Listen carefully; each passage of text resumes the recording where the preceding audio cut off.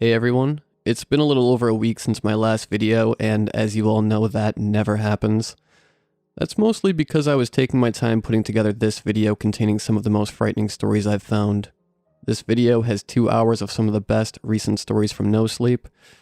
We'll be starting things off with a story about elevators, and moving into tales of Christmas, cryptids, demons, and more of that kind of stuff. I'd like to give a massive thank you to all of the writers for allowing me to share their stories with all of you. This video wouldn't have happened without them.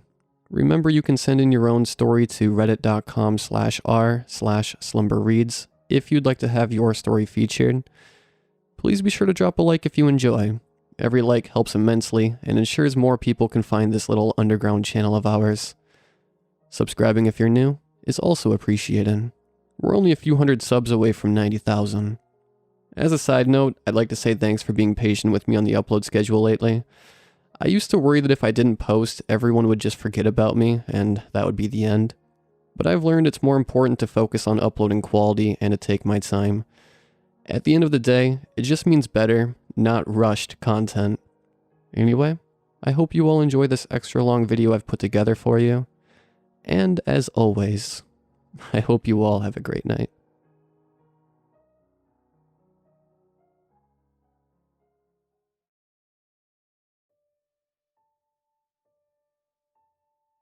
I have a close friend who's a psychiatrist.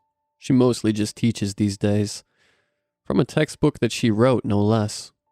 But back when she was still practicing, this friend's specialty was the treatment of specific phobias.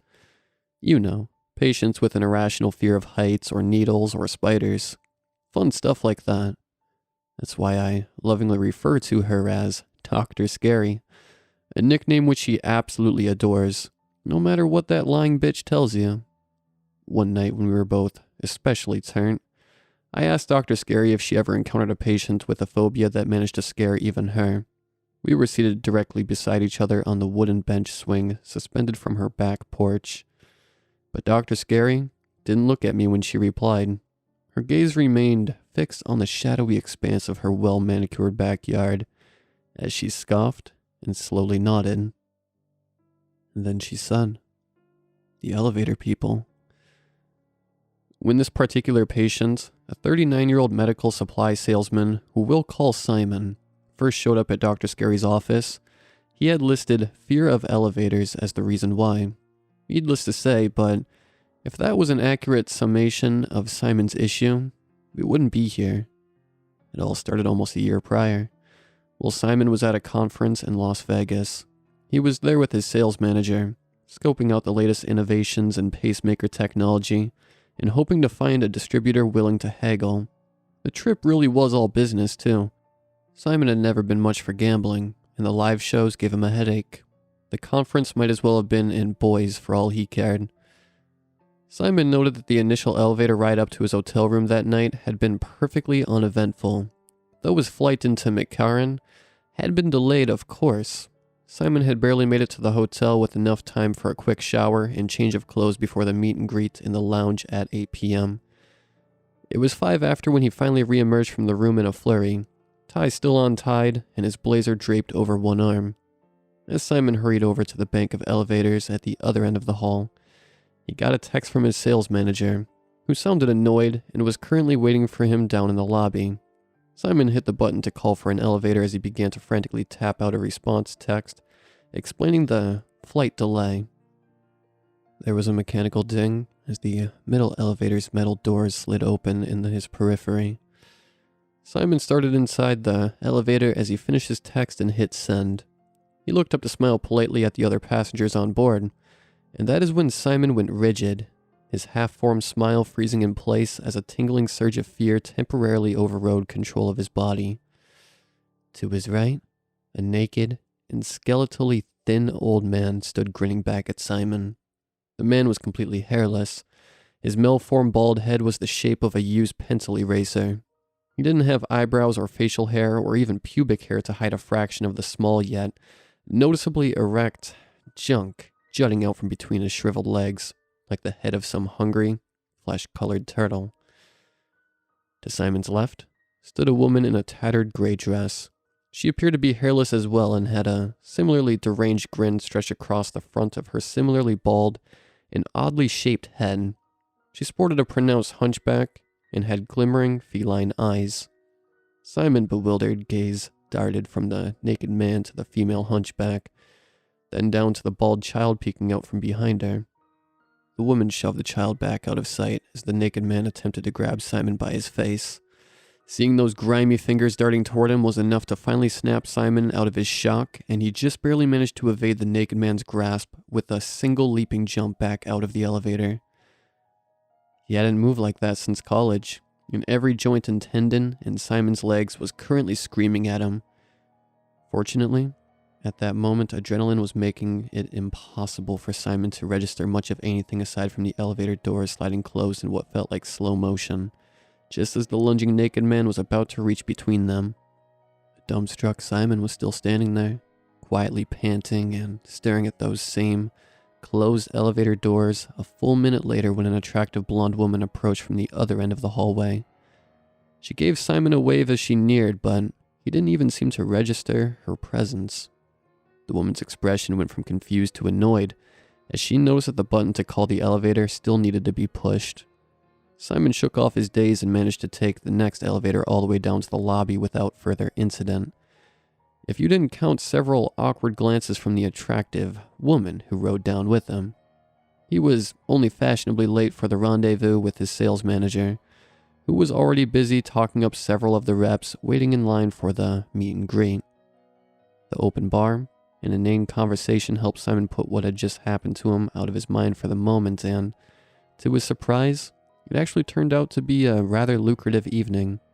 So much so that, about an hour in, Simon's manager gave him a pat on the back and announced that he was going to officially clock out for the night to, quote, start focusing on who I'm a fuck. Still feeling a bit jet-lagged and generally exhausted from his earlier encounter, Simon decided to take this opportunity to get some much-needed rest before tomorrow when the real work needed to get done. As he exited the hotel lounge and made his way back across the lobby, Simon spotted a pair of Vegas newlyweds forcefully making out while they waited for an elevator. A wave of relief washed over him when Simon realized he wouldn't have to ride back up to his room alone. An elevator arrived a few moments later, and Simon hit the button for the 10th floor as he entered. The couple followed him on, and the young guy leaned away from his better half just long enough to poke the button labeled 3. Simon's stomach began to churn as he realized he was going to have to ride for 7 whole floors by himself. When the car stopped to let the couple out, he was tempted to exit with them and take the stairs the rest of the way, but the lovebirds had seen him hit the button for 10 already. Following them off now, without looking like a weirdo, would be rather difficult. Simon just barely managed to suppress his urge to sprint out of there and took a deep breath as the elevator doors slowly slid shut with him still enclosed behind them. The elevator resumed its ascent, and almost immediately, the overhead lights began to flicker. This prompted a tired eye roll from Simon as he muttered, "You've got to be fucking kidding me." And that's when the lights switched off completely. He could feel the car continue its climb as he reflexively spun around and presses back to the cold steel of the elevator's inner doors. Somewhere just past the oppressive darkness now enveloping him, Simon could hear movement. He held his breath in an attempt to better discern the sound's location. As Simon's eyes began to adjust to the darkness, he glimpsed what at first appeared to be the silhouette of a massive spider crawling toward him. But this was only a trick of perspective. What he was actually seeing was merely a hand reaching out to grab Simon by his face. There was another ding as the doors he was leaning against finally slid open, sending Simon spilling out onto the hotel's gaudy patterned carpet. Landing face up, and looking into an open elevator that currently appeared to be both well lit and noticeably empty. It was that moment right there when his fear of the elevator people truly took root. Since the inciting incident was tangentially related to his job, Dr. Scary's first instinct had been to examine Simon's work life. He claimed he couldn't have been happier on that end. He liked the job and made good money doing it. Simon even liked the people he worked for, despite the fact that his sales manager was 5 years younger than him and a womanizing prick. He was a young, womanizing prick who knew the market and stayed out of Simon's way. At that point, The only negative aspect of his job stemmed from his recent inability to easily move about tall buildings. That may not sound like much of an issue to those of you who don't live and or work in large cities, but Simon did both. Granted, being in sales meant he spent most of each workday away from his own office, but the majority of that time was usually spent visiting other people's offices in different, often taller buildings. As is typically the case with phobia patients, in the beginning Simon tried to solve the problem by developing various workarounds for his sudden yet crippling fear of riding in elevators alone. He started scheduling a lot more lunches with prospective buyers. He offered to take clients golfing, anything that would get them to meet him down on ground level. He even volunteered to train the new intern because it gave Simon someone he could drag along with him on cold calls. But there were still the annual conferences, which were always out of town and often involved staying in hotels. And there was also the mortgage on his high-rise condo apartment, which his husband, Ronald, absolutely adored. Simon had confided in Ronald about his fear of the elevator people pretty much as soon as it became an issue. The whole thing had been rather difficult to hide from him, given the circumstances.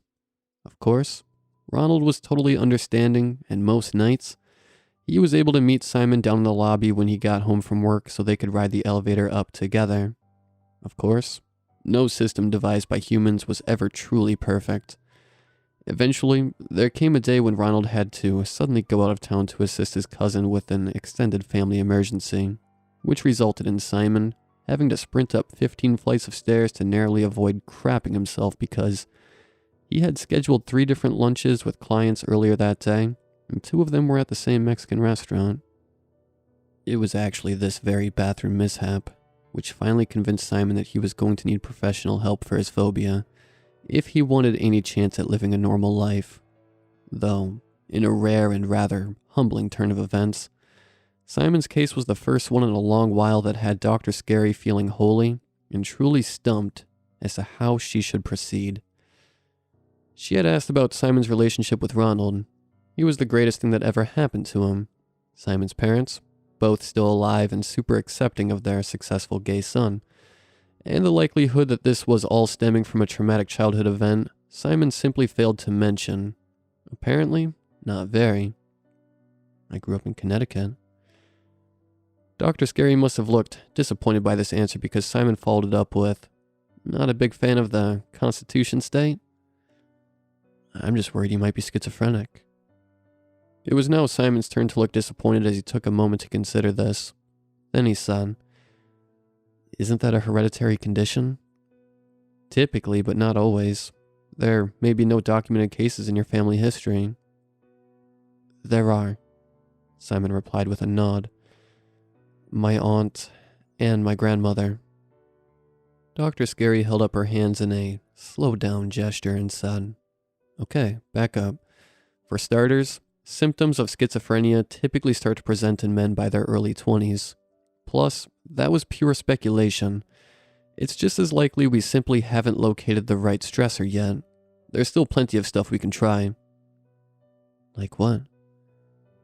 "Are you familiar with the concept of exposure therapy?"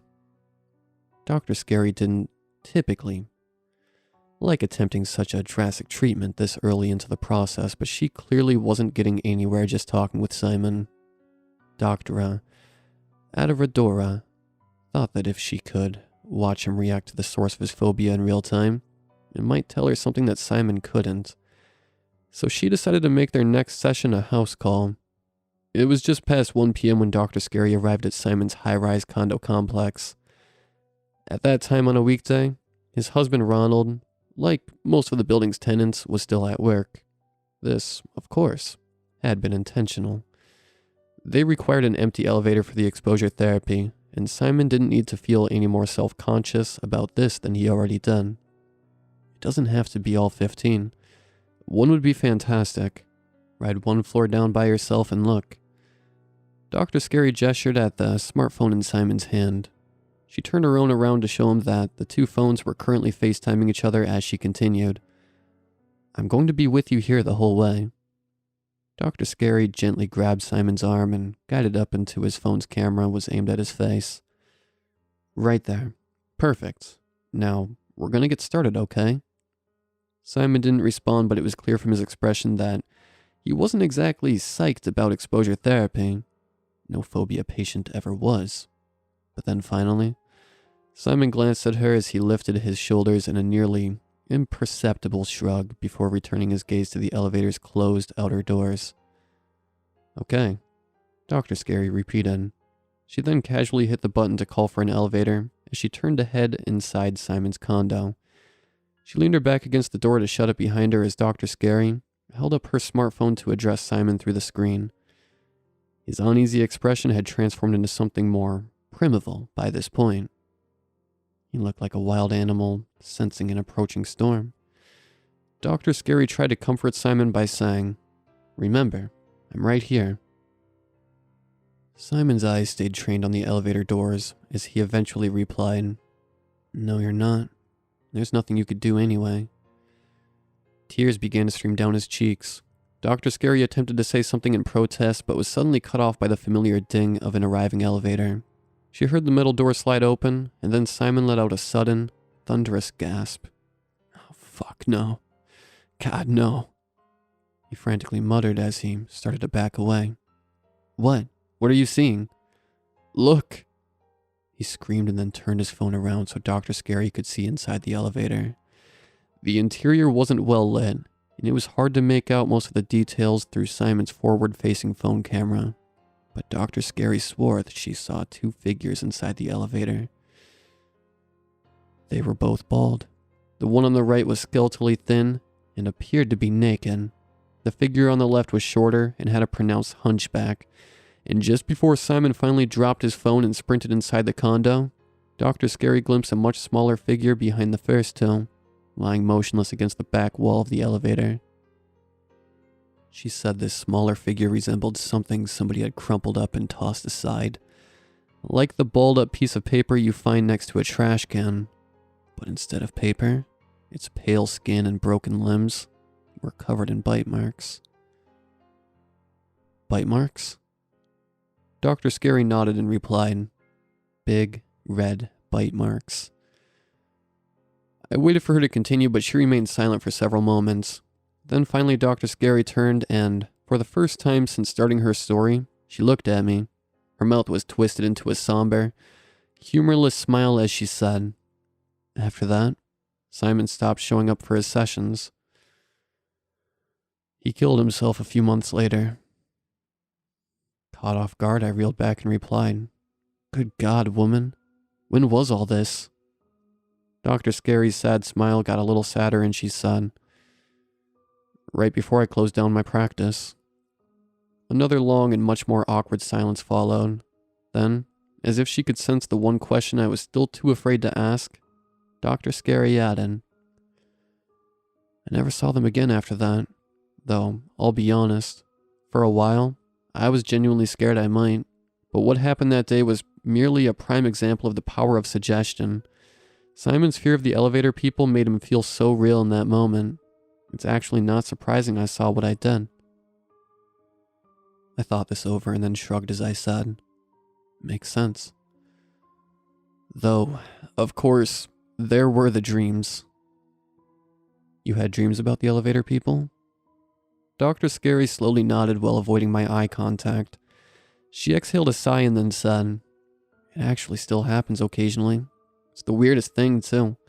Most of the time I'll be dreaming about nothing especially terrifying, you know? Like visiting my sister who somehow now lives at the summer camp we used to go to as kids.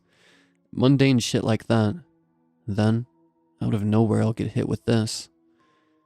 She tensed her fingers into a claw-like gesture as she motioned at her chest and said, "Overwhelming sense of hopelessness. That's how I know they're close." Dr. Scary glanced over at me again, and I saw that her eyes were now brimming with tears, yet her tone remained almost unnervingly, even as she continued. "And that's when I'll realize I'm standing at a bank of elevators, and I can hear one approaching from below, and that creeping, hopeless dread is now so palpable, I can literally taste it in my mouth, like dirty copper. I turn and try to run, but my legs feel like they're encased in cement, and I can hear the elevator doors opening behind me. I don't want to look, but I know it won't matter. The worst part, though, In the dreams, they know my name. I put a hand on Dr. Scary's shoulder in an attempt to comfort her, and she suddenly turned to glare at me. A morbid grin where her somber expression had just been as she nearly shouted, "Do you want to know what they tell me?" I opened my mouth, but before I could stutter out a coherent response, Dr. Scary started blinking and her creepy grin reverted to a confused frown. She said my name like a question and asked if I was okay. I lied and told her I was fine and thanked her for sharing such a fascinating story. And yet at first, I thought there was no way I was ever going to tell it to anyone. Sure, it was creepy enough to have potential, but in the end, it just left me feeling sad for my friend. So, I put the whole thing out of my mind, and for a while, that was that. Though yes, much like Simon, I too technically live and work in a major city, but my place is a duplex and my job is at a bar. So I don't typically encounter a lot of elevators in my own day-to-day life.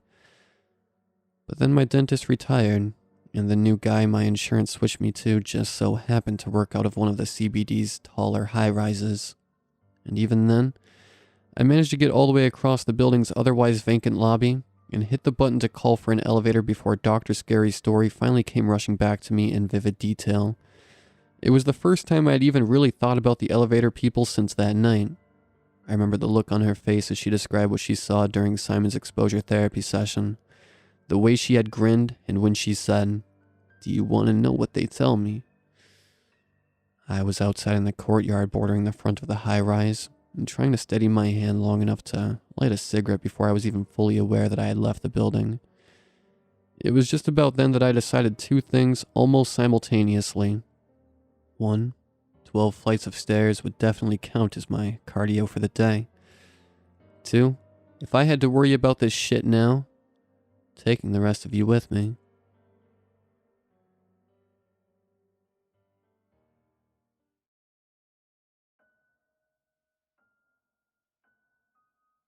Let's face it, we've all left out something for Santa on Christmas Eve at some point during our childhood.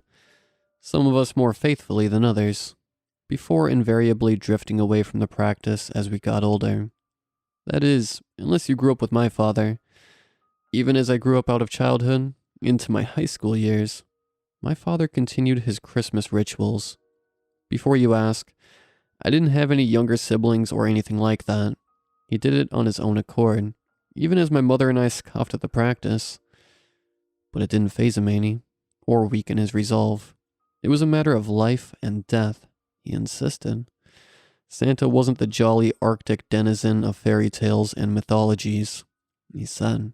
According to my father, Santa didn't want milk and cookies, but fish.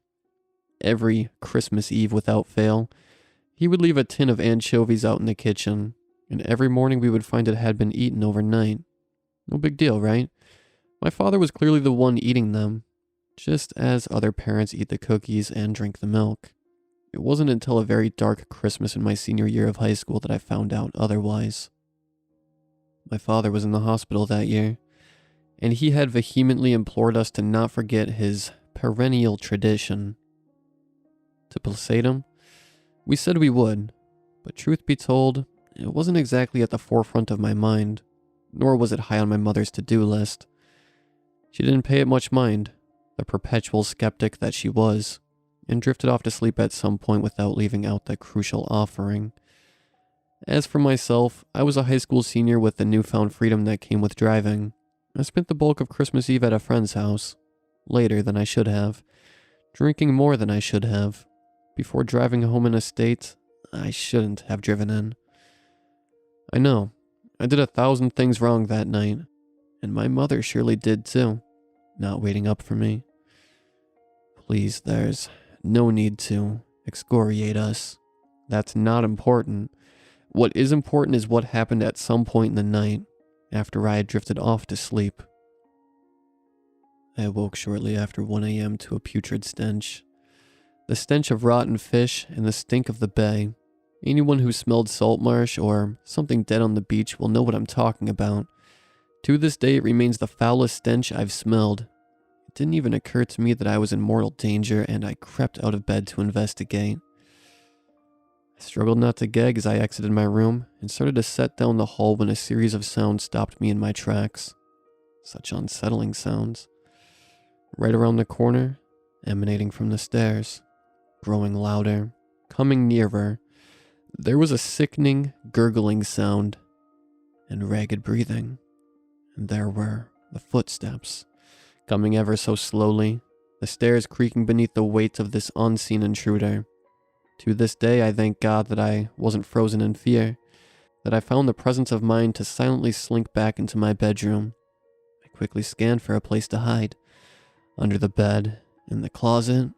No, too cliche. Think quickly. It's at the top of the stairs. I hunched in the darkest corner of my room, hoping the shadows would conceal me. Moments later, I heard the footsteps down the hall stopping just outside my room's threshold. My bedroom was directly across the hallway from my mother's. Which door would it go through? After several tense seconds of listening to its disgusting breathing and holding my own breath in sheer terror, I heard it enter my mother's room. I felt tears rolling down my cheeks as I heard a muffled scream, followed by a sick, wet sound, followed by deathly gasping and gurgling. But that wasn't the worst part. No. The worst part was the singular word that monster uttered in an unnatural voice. Naughty. It hissed, before its footsteps started again, heading towards my room. Tears were streaming down my face now, my heart pounding in my chest. No doubt about it. I was frozen in fear now. I squeezed my eyes shut. No words can adequately describe what I was feeling then. My door creaked open at an agonizingly slow speed, after which the thing stood in my doorway for several excruciating seconds, breathing heavily all the while. Even though I couldn't see it, I could sense it was scanning the room for me. I don't know how long it looked. I don't know how long it stood in my doorway. The overload of fear, grief, and anxiety led to a merciful blackout. When I woke up, it was daylight, that invader who had violated the safety and sanctity of my home gone. I didn't go into my mother's room. I bounded madly out of the house, barely noticing that much of the carpet was damp and musky. I ran madly for the neighbor's house, screaming for help. Must have been quite a sight. A traumatized teen on their front porch on Christmas morning. They found what was left of my mother, of course. But that's all they found. They found no evidence of forced entry, no DNA, no fingerprints, no nothing. The case quickly went cold. Some unknown sicko broke in and killed my mother on Christmas Eve, mercifully failing to find me too. But my dad knew what happened, and so do I. Tonight, as I have for every night of the past 20 years, I'll be leaving out a can of anchovies.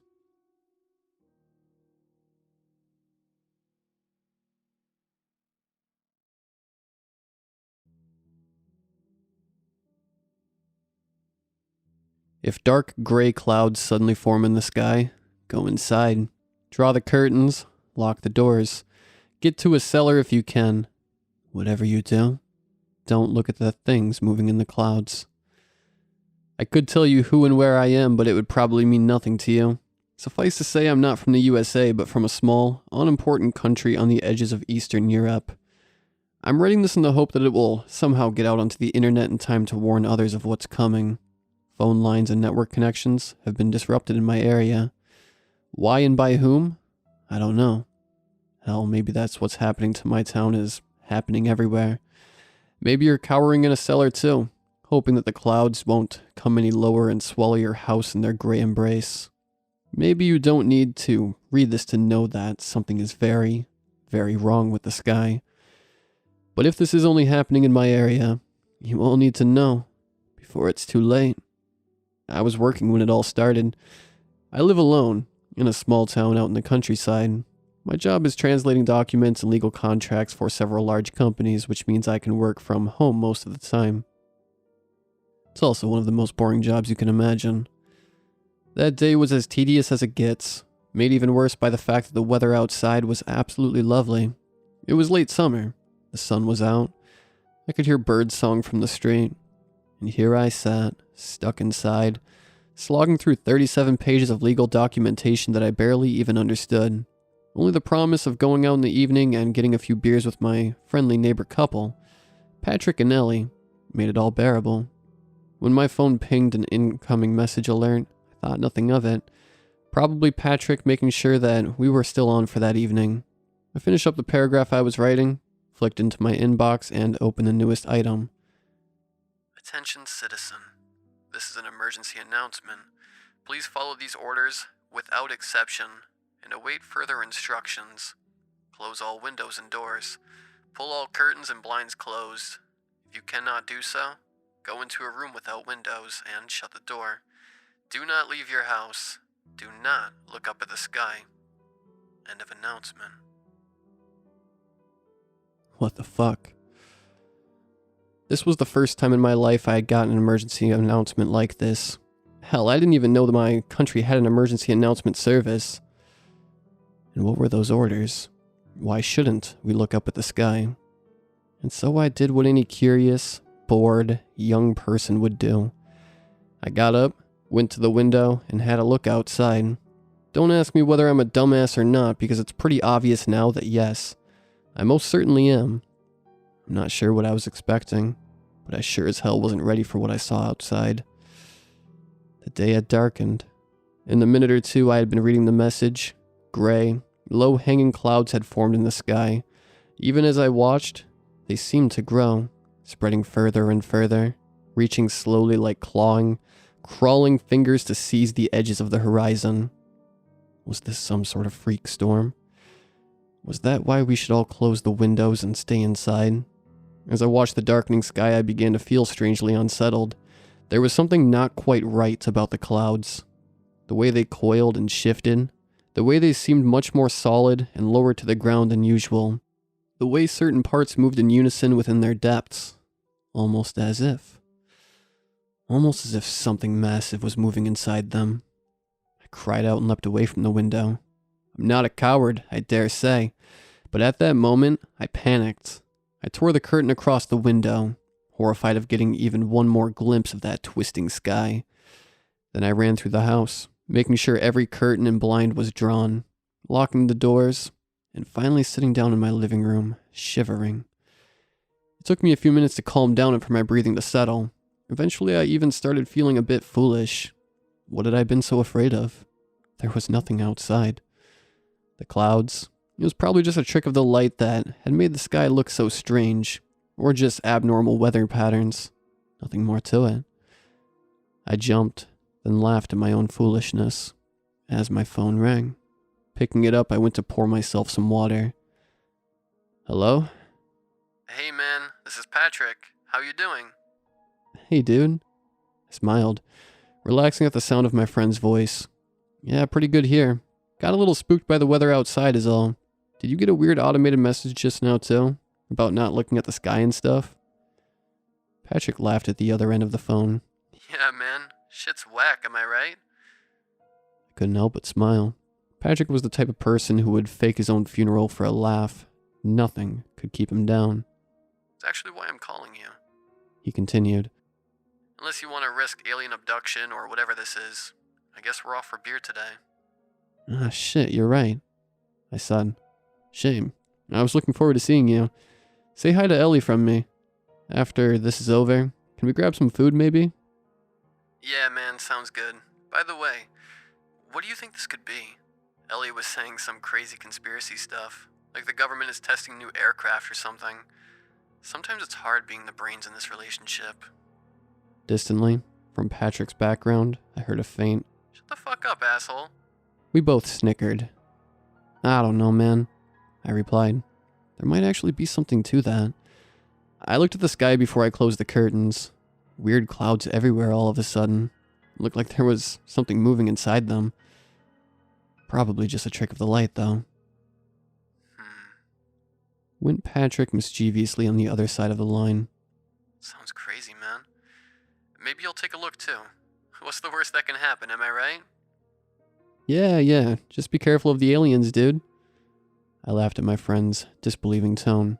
If they come to kidnap you, remember to tell them to leave your neighbors alone.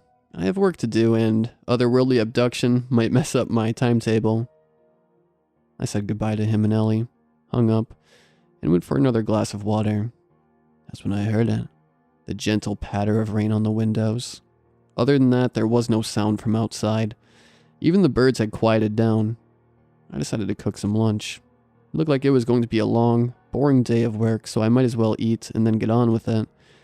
I had just started heating up some water when I heard someone shouting outside my house.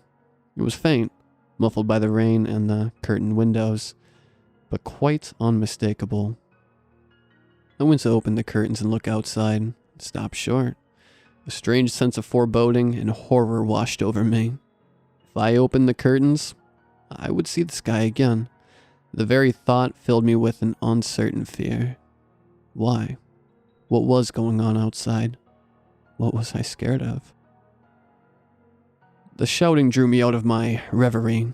I pressed my ear to the curtain window to hear better, and finally, I recognized a voice. It was Patrick, and he was shouting, screaming, as if in the most terrible pain. The hills with eyes, the space with no dimension. They're watching. They've seen me. They descend, and space is meaningless. They will arrive. The travelers from behind the clockwork. The watchers from behind the stars. Oh God, oh God, oh God. I stumbled back from the window in shock. Patrick's voice, usually so carefree, was twisted into an agonized shriek. I can only imagine how loud he must have been screaming for it to carry all the way to me, through the walls of both of our houses and over the rain outside. A crash of glass outside made me jump. Patrick's voice returned, louder and clearer. He must have broken the window and crawled outside onto the lawn. The rain, the tears of the clockwork, the tears of God, descending. I've seen you, and you've seen me.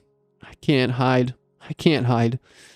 Under the skin of the cosmos, under the surface of the ocean, the eyes behind the moon. They've seen me. Something changed outside. It took me a second to recognize what it was. The rain had stopped. Everything was silent for a second. The universe drew its breath. Then the concussive bang of a gunshot made me jump. There was a hideously organic gurgle from outside, and then the thump and splash of something heavy falling to the rain-soaked ground. Some sudden mental resolve, the desire to know what just happened and fear for my friend, seized me. I rushed to the window and lifted the corner of the curtain just slightly to see outside without catching a glimpse of the skies. I screamed as I saw what was lying on the grass outside.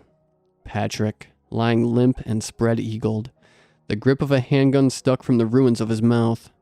He had rammed it so deep down his throat that it hadn't fallen out even after ripping through his head and splattering its contents all over the ground. I stumbled away from the window and fell to the ground in shock. What was happening? What had happened to Patrick? And then I realized. He had looked up. Reverent, carefree Patrick.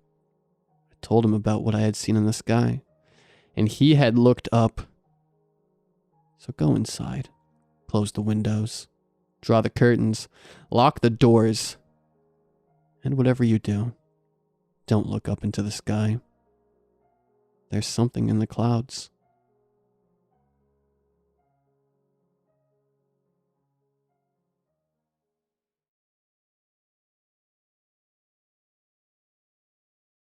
On the first day of Christmas, Meatman gave to me a slab of meat, mysteriously. I opened the door to my freezer to pull out a frozen hash brown for breakfast and saw a large frozen slab of meat. I stopped dead. I wondered if I had purchased it and forgotten about it. I do like to drink, but it seemed weird that I would have purchased this amount of meat while blackout drunk. At the time, I figured that was the most likely story, though, and I got the meat out to add some to my breakfast. I cut off a small amount and put it in a pan with some butter. As the pan got hot, the frozen meat screamed. I got the feeling I got in my sphincter when I watched a video of someone getting hurt. Even funny music and a laugh track couldn't help when I watched someone take a serious pill off a bike. In my day job, I screened videos for America's Most Hilarious Video Clips. After years, I like to think I was pretty immune to the feelings of shock and disgust that most people felt when they first started working in the department, which I ran. Every now and then, though, I got a video so shocking it haunted me for days, ruining my sleep unless I drank enough to block out the horrific nightmares. I got in one such video the day before my first gift from Meatman, and I did what I usually do when I got a horrific video like this. I flagged the video, contacted the police, told the rest of the department I was taking the rest of the day off, went home, and no matter what time it was, downed my fifth of whatever cheap alcohol I was feeling that day. It usually served as enough of a reboot to my system to get me over the horror of the video and get me back to work in a reasonable facsimile of my normal self. In this video, a man stands smiling with a skateboard, about to take it down a half-pipe. Many of our videos start that way, and they are usually more painful than funny, so I was ready to skip it and move on to the next one. As he went down the side of the half-pipe, a masked man stepped out of the bushes right next to it, and before the skateboarder had time to react, the masked man hit him in the chest with a sledgehammer. The cameraman started screaming and tried to get away, but after several shaky cam moments, the camera fell on the ground and the sickening thuds of a body getting hit with a sledgehammer could be heard over and over. I was about to turn off the video when someone picked the camera up and trained it on the original cameraman for a few seconds, though he hardly resembled a person anymore. The camera was carried back over to the half-pipe and placed on the ground pointed at the skateboarder. He begged for his life, but not with words, as he didn't seem able to draw enough breath to talk. The masked man raised the sledgehammer and brought it down on the skateboarder over and over. He started with the hands and feet, very slowly making his way to the skateboarder's center. The only sounds, the rapidly fading screaming of the skateboarder and the wet smacks of the sledgehammer hitting his body again and again. I turned the video off. The next day, I watched the usual assortment of mildly to moderately funny videos of kids saying silly things and people falling from various heights. I was about to leave for the day when I heard a commotion outside my office. People had gathered around one of the cubicles and were discussing what was playing. From the door of my office, I could hear the sound of a sledgehammer being used on flesh. "Stop the video," I shouted as I rushed over. By the time I got there, the video was paused on what looked like a pile of meat, but I was pretty sure it had been human meat. I sent everyone back to their desks, turned the monitor off, and gave Julie, the person who had first opened the video, the rest of the day and the day after off of work. Then I turned the monitor back on and sent the video and a message to the police. As I finished, Joe, one of our senior staff, poked his head over the cubicle wall. "How's it going in there, mild one?" "Oh, hey, Joey," I said. "Mostly pretty good. We've gotten a few horrendous videos the last few days." "Shit, man, let me see them." Joey had been here as long as I had and would be my boss for sure, except he didn't like to work hard. If they ever make a movie about the whole thing, I could see him being played by Will Arnett. He had a good eye for funny videos and an iron stomach. I still didn't think it was appropriate to show him the videos, but I knew he would waste time searching them out himself if I didn't. "You can see them, Joey, but they are the most gruesome things I have ever seen." I brought Joey into my office and opened the first video from the day before. Then I moved to where I couldn't see it and watched Joey's face as the video played. He breathed a long, low sigh. Holy shit. Holy shit. That looked real. He looked at my face and his smile dropped. "It isn't real, is it?" "I think it is," I said. "And there's another one." I pulled up the next video on the screen and stepped back to watch Joey's reaction. His usual grin slowly melted into a sort of pain grimace. Is it the same guy? Until that point, it hadn't even occurred to me, but now it seemed obvious. Someone was sending us the most gruesome murder videos that I could even imagine, and now I suspected it would keep going. On the second day of Christmas, Meatman gave to me 10 fingers. I found them in a small box on my doorstep when I went out in the morning. I brought the package inside and opened it in the kitchen. Upon finding the fingers, I I dropped them away from me and jumped back away from it. The fingers spilled out across the kitchen floor as if I had been casting bones. After a few moments of shock, I called the police. 2 detectives came out and bagged the fingers. "Looks like a lady's fingers, Wilkes," said one. Wilkes asked me, "Where did you find the fingers?" "Lady fingers," said the first one. "On the front step," I said. "This one had a ring, but it doesn't anymore." The first one held the bag up to us with his finger pointing to the fingers inside. "Take a break, Hanover," said Wilkes. "She was probably married," I said to Hanover. "You know any married woman missing 10 fingers?" Hanover asked. "No," I answered before I realized he was being facetious. "Look, man," Wilkes said to me, "I'm not going to arrest you because you seem too big a pussy to do something like this. But I want you to give me a call if you think of anything you might have forgotten to tell us. Got it?" I nodded. "Let us know if you see any married ladies missing 10 fingers, yeah?" Hanover said. I nodded. I got to work late that morning and worked through lunch to try to make up for it. I grabbed a muffin and was unwrapping it when a masked man appeared in a video of 3 teenagers dropping cherry bombs into soda bottles. My blood went cold. I watched the masked man dismantle the 3 teens with a sledgehammer before picking up a cherry bomb and approaching one who was trying to crawl away. He lit it, put it in the teen's mouth, and held his lips closed over it. It didn't even make a sound when it went off. It just started leaking smoke out of the nose. The masked man took his hands off the teen's mouth and the lips had turned black. I vomited all over my keyboard. On the 3rd day of Christmas, Meatman gave to me a foot. I woke up and started to get out of bed when I tripped over it. I jumped back and started screaming. Then I called the police. Detectives Wilkes and Hanover came over. When they got there, I showed them up to my bedroom, where the foot was still in the middle of the floor. "Think this one's married?" Hanover asked. "Give it a minute before you start your jokes, would you, Hanover?" Wilkes said. "Yes, sir. I will toe the line," Hanover said. Wilkes rolled his eyes and directed his attention at me. "The foot was just on your floor when you woke up?" "Yeah, like I'm just finding stuff every morning," I said. "So the fingers, and then this foot," Wilkes said. Hanover piped in. "Like some sort of demented Easter bunny."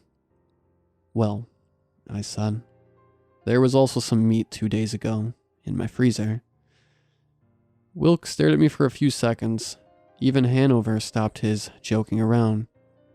"You found some strange meat in your freezer the other morning," Hanover said. "And you are just now getting around to telling us about it." I hesitated for a second before I answered. "I drink," I said. "So this mystery meat shows up in your freezer," said Hanover. "You think, oh, maybe I bought that, brought it home, stuck it in the freezer. Oh, well, so drunk I forgot the whole evening. And then when you wake up the next morning and call the police about 2 whole fucking hands worth of fingers on your fucking doorstep, you don't think to bring it up." "Sorry, didn't think of it," I said. "I have been getting these horrible videos at work. I just feel like there's too much going on right now." "Whoa," said Wilkes. "What videos? Where do you work?" I told him about my job at America's Most Hilarious Video Clips, and the videos we had been getting the last few days. Hanover spoke first. "And you ain't report this to the police?" "I did," I said. "I reported it to the police. I don't think this stuff is related, just feels like horrible stuff is happening all around me right now." Wilkes and Hanover looked at each other, and then Wilkes said, "We're going to want to take a look at those videos." Everyone watched as I walked Wilkes and Hanover through the building to my office. I shut the door and warned them for the 15th time or so that the videos I was about to show them were extremely graphic. And I pulled up the first video with the skateboarder. I walked around behind my desk so I could watch the detectives and didn't have to see the video again. I watched them both flinch. And then I saw Hanover preparing to tell a joke. And then I watched them both shocked into silence. By the time the video ended, they both looked about to be sick. Hanover was the first to speak. You've got a few more videos like this? I pulled up the video that Julie had been watching the other day and started it for the detectives. I hadn't actually seen that one, and I didn't plan to. When the video got to the end, Hanover said, "You didn't think this was relevant?" "No, I'm not sure why videos from work would have to do with what is going on at my home." "Have you watched all of these videos?" asked Wilkes. "I watched most of the first one and the third one. I didn't watch that one." Wilkes clicked the mouse a few times and said, "Come on over here." I walked around the computer desk and looked at the screen. What I saw made me immediately drop to my knees. 2 fists were held close to the camera. Grasped in those fists were 10 fingers. On the 4th day of Christmas, Meatman gave to me skin. I couldn't figure out how he had done it, and neither could Hanover and Wilkes, who stood in my backyard scratching their heads at the abundance of skin draped around every possible surface. Hanover had chewed out the uniforms they had set to watch my house overnight, and they stood sheepishly off to the side, talking quietly to each other. After showing me the fingers in the video yesterday, Wilkes and Hanover had watched the 3rd video and paused it near the end. I looked at the screen and saw a human foot held up for the camera, not attached to any person. I hadn't watched the video that far before. The person who had submitted the videos had just put Meatman in the name field. I searched for any new videos submitted by Meatman that day, and found out one had just come in. I played it for the detectives, but I didn't watch it myself. Standing in my backyard, watching the skin sway in the breeze, I knew that it was in the video from the day before. Wilkes confirmed this to me when he came over and told me they would surround the house with police that night, as well as get some officers inside the house, and then asked me to go to my office with him and Hanover to see if there was a new video today. There was, of course. I didn't watch this one either, but Hanover looked like he was going to vomit. I gathered my team and told them not to open any videos submitted by Meatman, and to call me and the police if any came in. Wilkes and Hanover accompanied me back to my house and stayed there until the officers who would be spending the night arrived. I think they did it as much to rule me out as Meatman, as they did for my protection. On the 5th day of Christmas, Meatman gave to me a basket full of eyeballs. He waited until no one was watching the front door, and then he dropped it off right on the doorstep. The officer who had been assigned to the front door of the house claimed at first that he had only looked down long enough to send a text, but admitted to falling asleep when Hanover glared at him. I brought Wilkes and Hanover back to the office.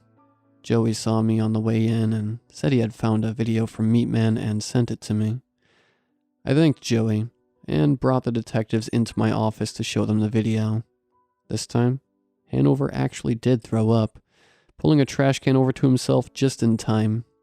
That night, they assigned a dozen officers to the outside of the house, and Wilkes and Hanover lectured each one of them on the importance of their vigilance that night. On the 6th day of Christmas, Meatman gave to me 3 arms. All right. And I do mean right arms. Somehow. Meatman had evaded the security around my house and left them on the kitchen table.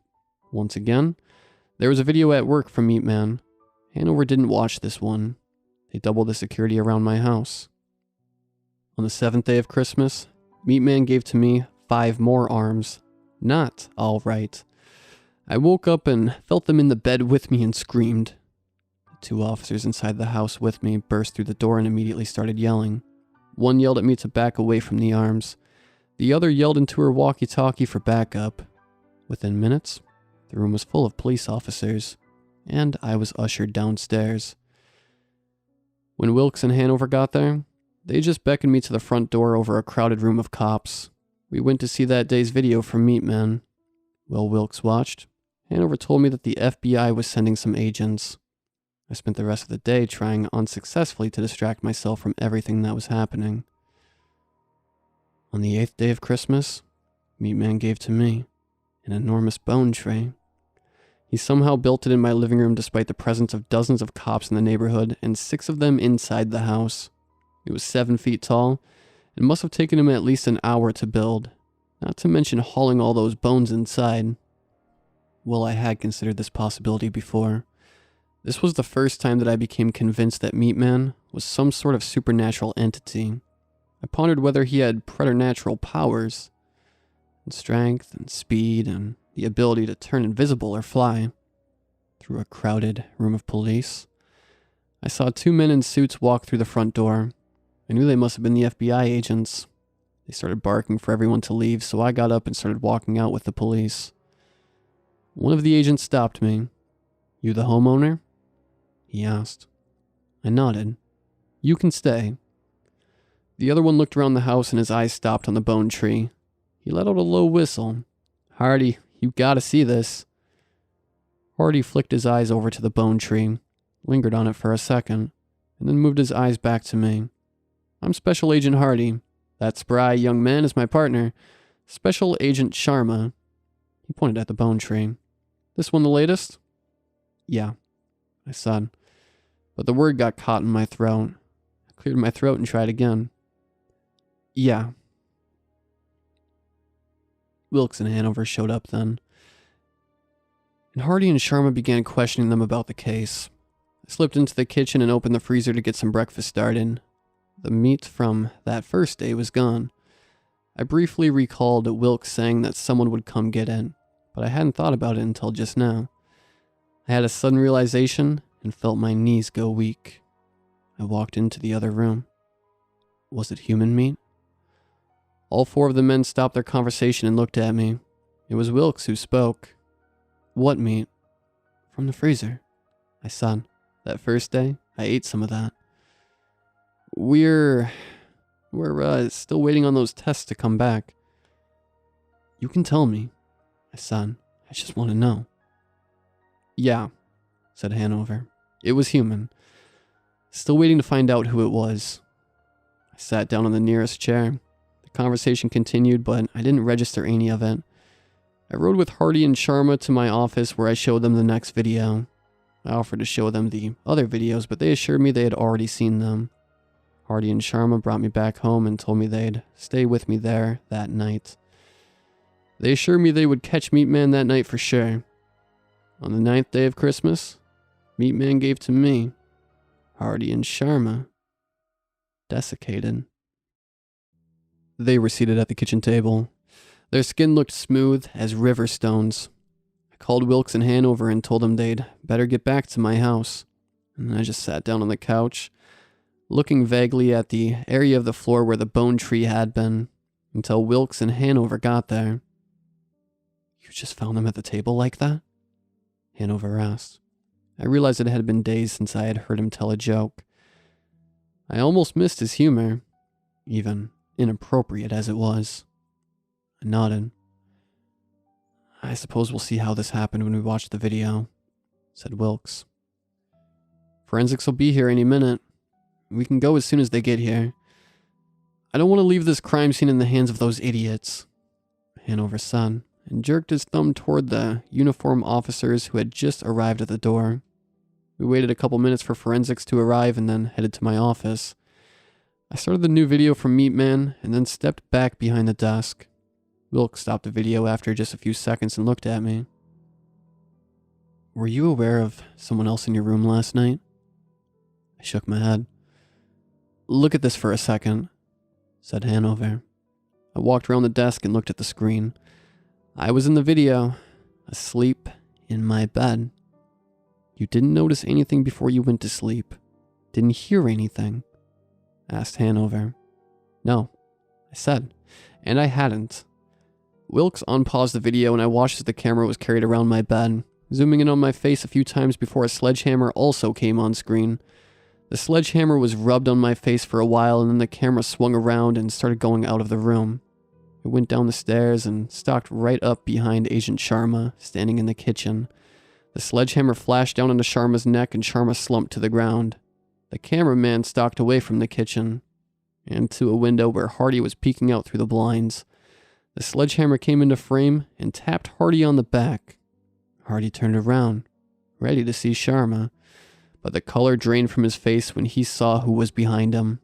Hardy opened his mouth to scream but was struck down by the sledgehammer before he could get anything out. The video was only a quarter of the way through, but I stopped watching. I had a feeling the rest of the video was Meatman draining the FBI agents of all the liquids in their bodies, and I didn't want to see it, or even know how he did it. Wilkes and Hanover brought me back home after they finished the video, and left me in the care of about 20 officers in uniform.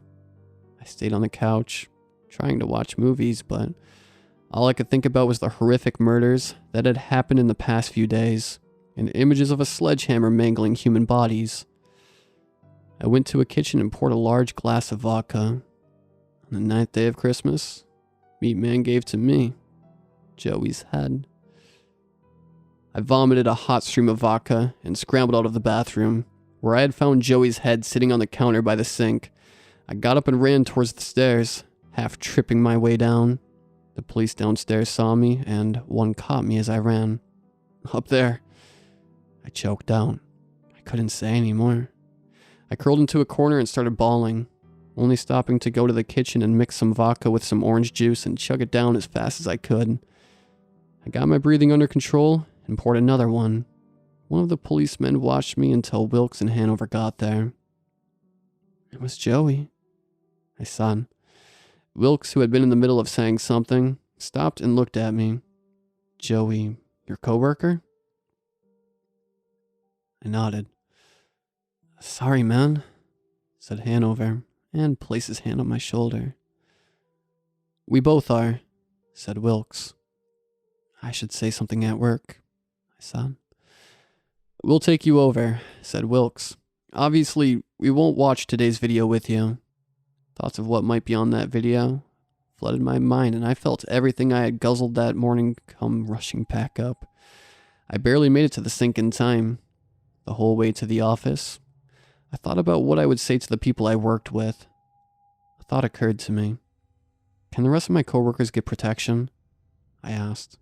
I worried that if something had happened to Joey, any one of them could be in trouble. We'll have people watching them, said Wilkes. I don't remember much of my speech at the office. I'm sure it was full of platitudes and cliches. I told my team they could take as much time off as they needed, and told them they would have police protection. After that, I went home with Wilkes and Hanover, and we got drunk.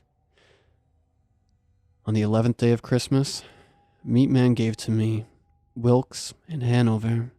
He had smashed them so much they had just made one pile of meat with their heads on top. I didn't know where to turn. I felt numb. I couldn't really comprehend all the things that had happened recently. As bad as things had been, at least Wilkes and Hanover had been there with me the whole way. I stumbled out onto the front porch and waved the nearest police officer. Then I walked back inside and started drinking. Next thing I knew, it was the next morning. On the 12th day of Christmas, Meatman gave to me a chair and some ropes he had used to tie me to a chair. I looked up to see myself reflected in a large mirror, tied to a chair and gagged. I pictured Meatman coming up behind me in that mirror and bashing me to pieces with his sledgehammer. I noticed myself moving in the reflection, struggling against my bonds. I looked down at my hands and saw them still sitting on the arm of the chair, not moving. I looked back up and squinted at myself in the mirror. I didn't squint back. I realized it was not a mirror, but someone who looked exactly like me. The Meatman walked up behind my doppelganger, raised his sledgehammer, and brought it down on my doppelganger's head. Meatman kept raising the sledgehammer and bringing it down, again and again. I started to get lightheaded and realized I was screaming into my gag. I couldn't stop screaming.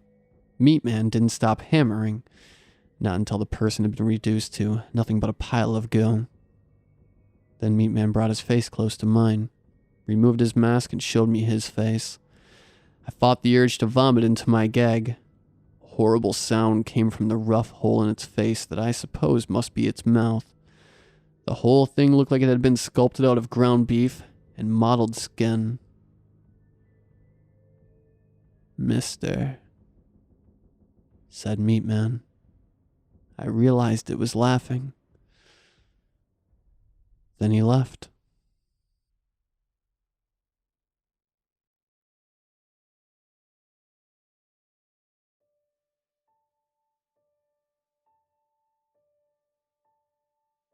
The Deepwater Horizon was one of the biggest man-made disasters in the world, holding the infamous title for being the largest environmental disaster in the history of the U.S.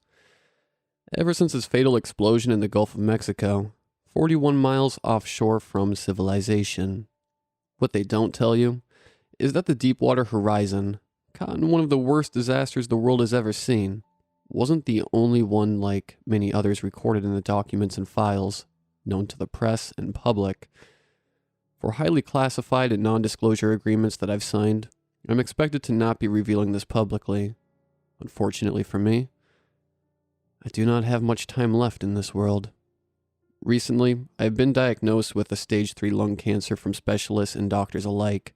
With the excessive heavy smoking that I had picked up as a stress reliever to get away from the memories and nightmares that had been plaguing me ever since that damn search and rescue operation to Watchtower 1. Speaking of which, Watchtower 1 wasn't the original name of the oil rig, as they had changed its name several times to avoid whistleblowers. As such, I, unfortunately, cannot disclose the true identity of the facility to avoid those who poke their noses into the operation that I had longed and yearned to forget. This is purely my recount and a guilt reliever to get the weighing matters off my chest before I leave this godforsaken world for good. You see, on November 4th, 2018, I joined the CDC, also known as the Centers for Disease Control, with the mindset and pretext that I would be of aid in curing diseases, giving medical attention, and relaying medical supplies to those who are living in disease-ridden third world countries. For the first 2 years, that was the case, paving my way through college and earning my biomedicine degree after the Army. Naturally, the CDC seemed like a good job offer to take up, with it being the apex of healthcare professions after my graduation. When they had accepted my job application, I was thrilled, to say the least. Nonetheless, I would not be working for them as a standard health scientist, during which I was informed that a field in the CDC was lacking in manpower and workers, demanding that if I were to take up the job offer, I would be part of a security task force team, specializing in crucial search and rescue missions and escort of personnel from the CDC and civilians alike. It wasn't the kind of work that I had in mind when I joined the CDC, but it was a high-paying job for a beginner like me at that time, so I had just thought it seemed like a good job offer. With the encompassing fact that I had been training and serving in the military, so I was pretty well suited for the job. The third field assignment that I had received earlier came with skepticism, codenamed Operation Hammerdown, alongside with my team of 5 personnel in total, consisting of 4 security officers and me. Was supposed to receive a distress call coming from an offshore deep-water oil drilling rig, aka known as Watchtower 1 at Redacted in the Atlantic Ocean, approximately 39 miles off the coast of Data Expunged, to rescue and secure 2 geneticists and the rest of the rig personnel who were on board the rig at the time of a seemingly aggressive encounter with unresponsive mutilated figures coming on board the platform from the vessel. That has been seen to have fatal injuries covering the entirety of their bodies, exhibiting rabid and hostile behavior in terms of jerky and shuffling motions towards the crew. Those who had tried to establish physical contact with the figures have been seen to also exhibit sudden violent and aggressive tendencies within a couple of minutes, and therefore have been quarantined and separated from the rest of the crew on board. The massive scientific research vessel had coincidentally crashed into the drilling rig during a hurricane-like storm in the sea at 2200, 10 p.m., and had gotten stuck and lodged into the pillars. As documents and recorded information about the call states, the distress call came in at around 12 a.m. as the connection had abruptly halted from unknown reasons, possibly from the storm itself. Gearing up my issued equipment and loading a fresh magazine into the M4 carbine, I strapped and tightened the bulky black-tinted gas mask around my face as I donned a heavy yellow rubber hazmat suit with an accompanying tactical vest at the outside, strapping considerable lengths of heavy-duty duct tape around my wrist and legs, and sealing them up to prevent air from entering and escaping. I exited the decontamination chamber drenched in the cleansing tap water and the heavy downpour of the rain. As the roar of the Black Hawk helicopter greeted me as it resonated throughout the slippery landing pad, with occasional thunder that boomed in the distance. The rest of the security team waved to me, all clad in the same yellow protective suits, sitting in their respective seats. Upon boarding the helicopter, the ground crew outside gave the helicopter one last exterior check before giving an all-clear thumbs up to the pilot and co-pilot, before shutting the middle door in a quick and swift slam, locking it into place. A torrent of raindrops the size of bullet pelt the top and sides of the helicopter vigorously. Sounds of their impact drowned out by the blade of the helicopter as it gradually hovered above the ground before taking off. Call signs, background static, and garbled voices chattered over the communications radio built into our hazmat suits, as the shaky chopper ride to the oil rig was carried out mostly in silence, apart from the constant droning of the radio and the howl of the helicopter blades. I thought that our weapons would protect us. I thought that this mission was just a simple extraction operation. I was so fucking wrong. Rudely stirred from my short power nap by the shrill announcement of the pilot implying our arrival, the helicopter shuddered against the force of the unrelenting downpour of rain, stealing a glance at the electronic clock hanging on the wall of the helicopter. It read in brightly lit red numbers, 3:23 a.m. The exterior window of the helicopter is covered in a thick layer of water, as the world outside the helicopter is shrouded in a vast, thick, and black void, with nothing except the mesmerizing wave-stricken ocean for as far as the eye could see through the dense curtain of rain. Pilot. Vulture 2-2. Platform coming into view. Feet dry in 20 seconds. The surrounding void of darkness engulfing the sea gradually became brighter and brighter, as a massive behemoth of a structure seemingly rising out from the sea came into view outside the blurry water, splattered window. Pilot. We have a non-visual status on personnel in the rig. Break. The words came over the radio, slow and drawn out as the helicopter circled around the brightly lit drilling rig, with a massive visible black reefer vessel half sunken and stuck into two of the oil platform pillars, causing it to slightly bend and tilt over to an unstable angle. My jaw hung agape as another unsettling image of the rig soon came into view, this time at the landing pad. The offshore helicopter, used to transport personnel from the shore to the rig, is seen sprawled flat on the landing pad, wrecked tail dangling over the edge, and the body of the rest of the helicopter torn to shreds with the chopper's blade hanging loosely at its sides. Scratches and damage could be seen visibly on the wrecked metal bird laying on the pad, as giant, violent waves slam against the concrete pillars of the rig, causing the lights of the infrastructure to flicker each time from the impact. Co-pilot. Copy that. Radio check. Stand by. Switch to secure channel over. The overhead door buzzer sounded as the interior of the helicopter lit up in a dazzling red light. Two of my squad mates, Corporal Jackson and Sergeant Volkers, stood from their seats with assault rifles strapped tightly to their vests, as they simultaneously gripped the handles and heaved both of the adjacent doors open with grunts. Gusts of storm wind and rain whipped around in the interior, as I and the rest of the task force prepared ourselves for insertion. Pilot. Green light. Go, go, go. Thick black fiber ropes dropped down from the top of both helicopter doors, as Corporal Jackson and Sergeant Volkers were the first to grab onto the ropes and slide down. I followed suit after them as the rain violently pelted against my fogged-up gas mask, obstructing most of my view, swiftly sliding down the rope as my boots slammed onto the metal platform.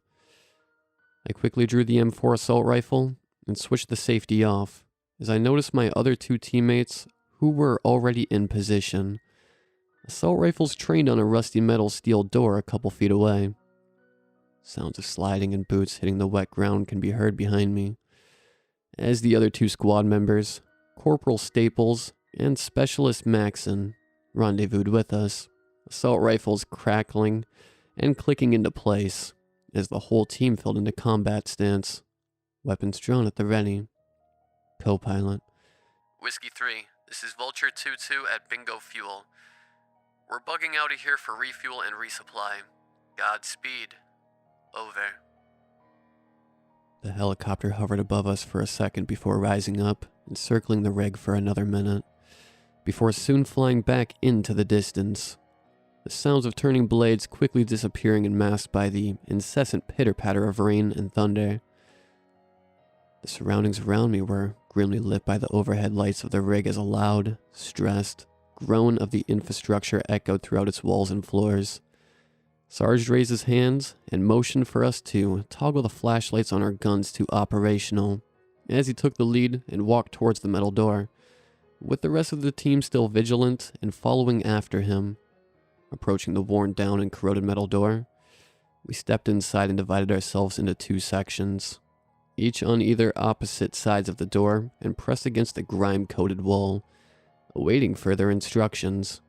Breathing heavily through the fogged-up mask, I could still make out the palpable lingering smell of decay and decades of rusting metal as the platform squeaked noisily under our weight. Sergeant Volkers motioned a countdown with his gloved hand, melding the numbers whilst carrying his rifle in his other hand, as we mentally steeled ourselves for a breach into the facility. On my mark. 3, 2, 1, breach. The metal door flew forcefully open on its hinges with a slight dent in its body from Sergeant's leg kick as we noisily chambered through the doorway, guns and eyes transfixed on the front as everybody piled into the small corridor, dimly lit with a constant flickering of the overhead lights. Room cleared. The small corridor, basked in a yellowish-green hue by the lighting, led to a metal-grated flight of stairs leading downwards. As we cautiously stepped over the debris-strewn flooring, the sounds of constant dripping of rainwater leaking from the metal walls fading into the background as I followed behind Sergeant Volkers, with the rest of the team trailing in a single file after us. Upon descending down the flight of stairs, we were instantly hit in the face with an unmistakably strong, sickly metallic smell of blood, strong and concentrated enough to permeate and filter through our gas masks, causing one of the team members trailing behind us, Specialist Maxon, to bend over and gag, as he uses his assault rifle as leverage to keep him from falling over. Jesus Christ. What in the world actually happened here? Specialist Maxon remarked through the radio.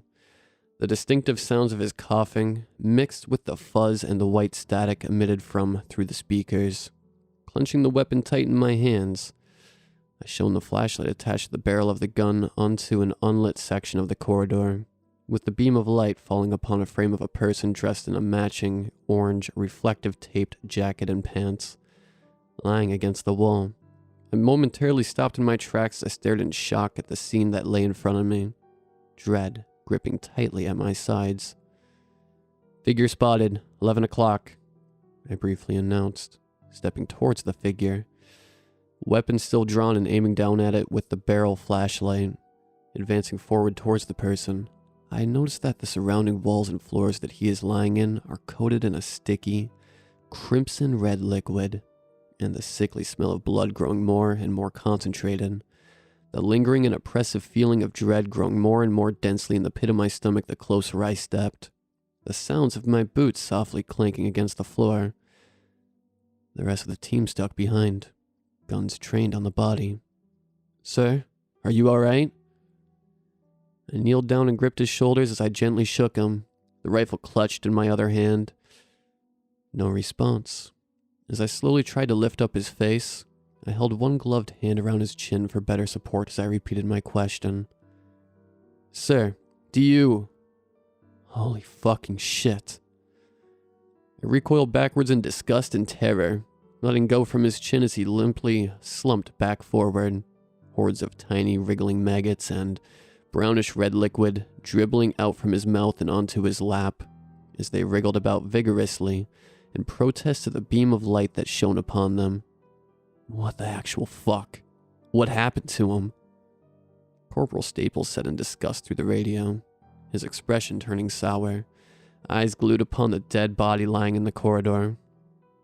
Sergeant Vokers exchanged glances with Specialist Maxon as he inspected the dead body, leaning in for a better look. Poor guy seems to have already died a long time ago, most likely one of the workers on board the rig, he said, bending over and picked up a small identification card that slung loosely around the worker's neck, examining it. Let's get moving. We've got business to attend to.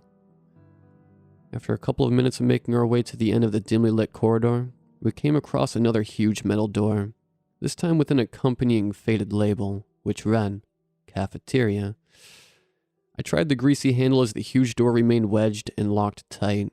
Suddenly, a shrill, feminine, ear-piercing scream and animalistic howls can be heard coming from the other side of the door. As soon as I tried to jiggle the handle for the second time, I flinched by instinct as the whole team jolted, weapons trained on the door. But as soon as the chilling screams and howls resonated throughout the corridor, it had stopped as quickly as it had started. Hello? Miss, please respond. We are here to help you. I shouted through the metal, holstering my weapon as I cupped my hands against the door to amplify my voice.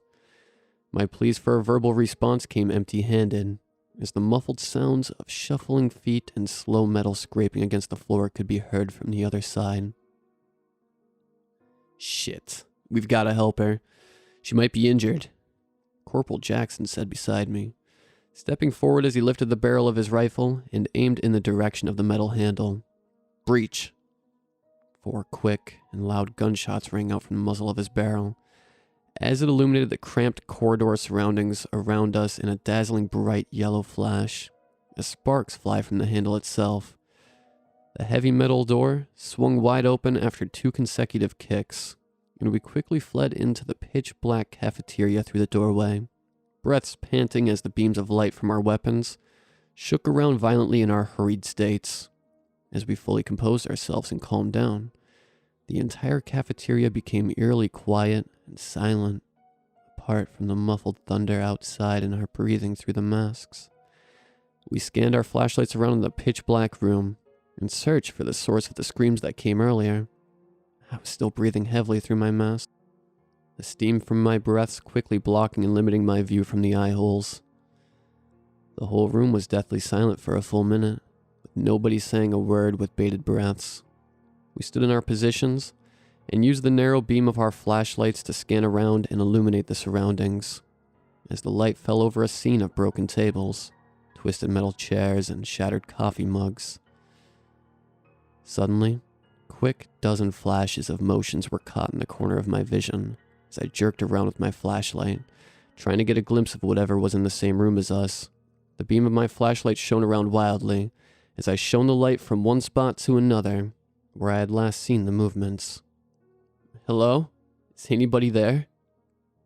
Specialist Maxon announced loudly into the room, but before he could finish his sentence, his entire body was abruptly caught by a darting figure lunging onto him from behind and propelling both of their bodies forward into the darkness, causing him to drop his M4 assault rifle onto the floor and killing the flashlight from the gun.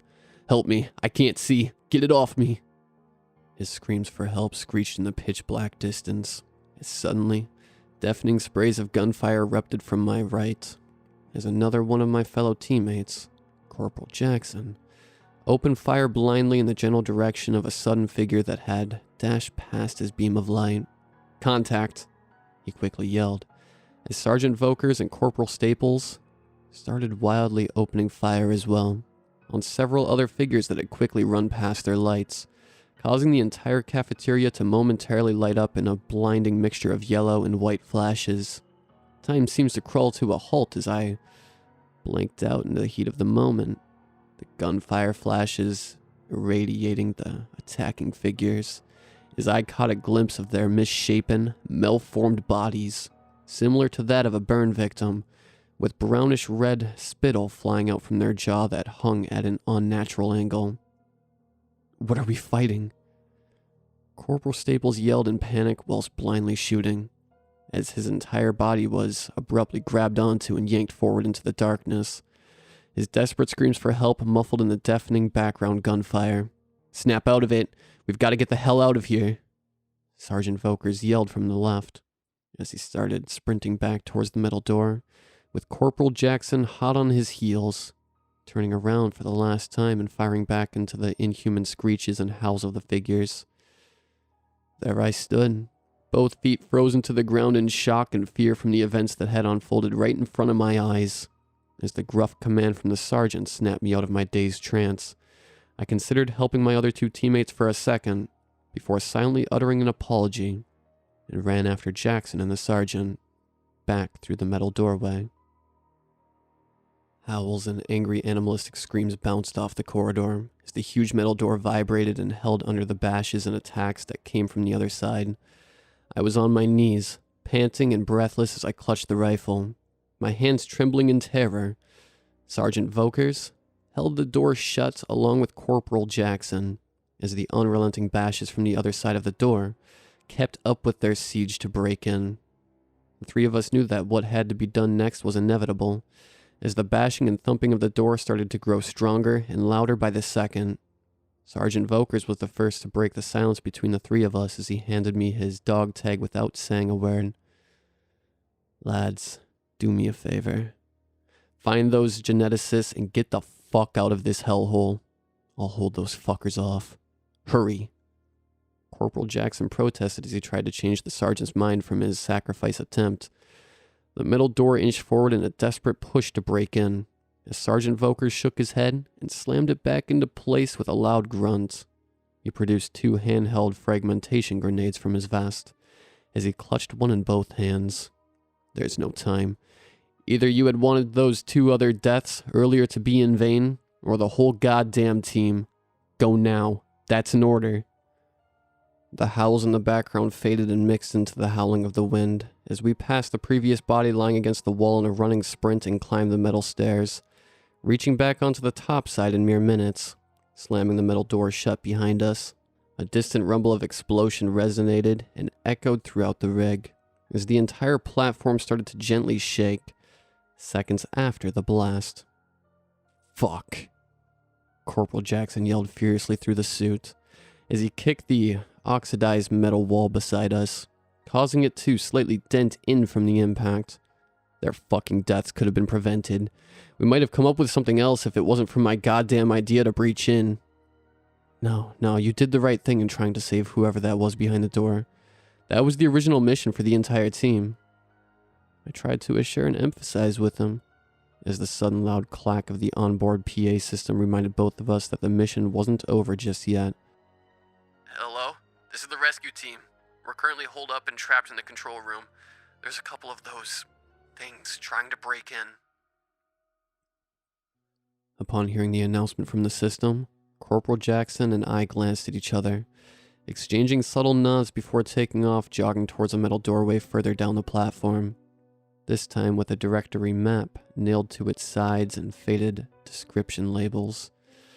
I briefly scanned over and examined the directory with my gloved fingers, as it unconsciously trailed down and pointed to a small location in the map which has an accompanying label that reads, "Control Room."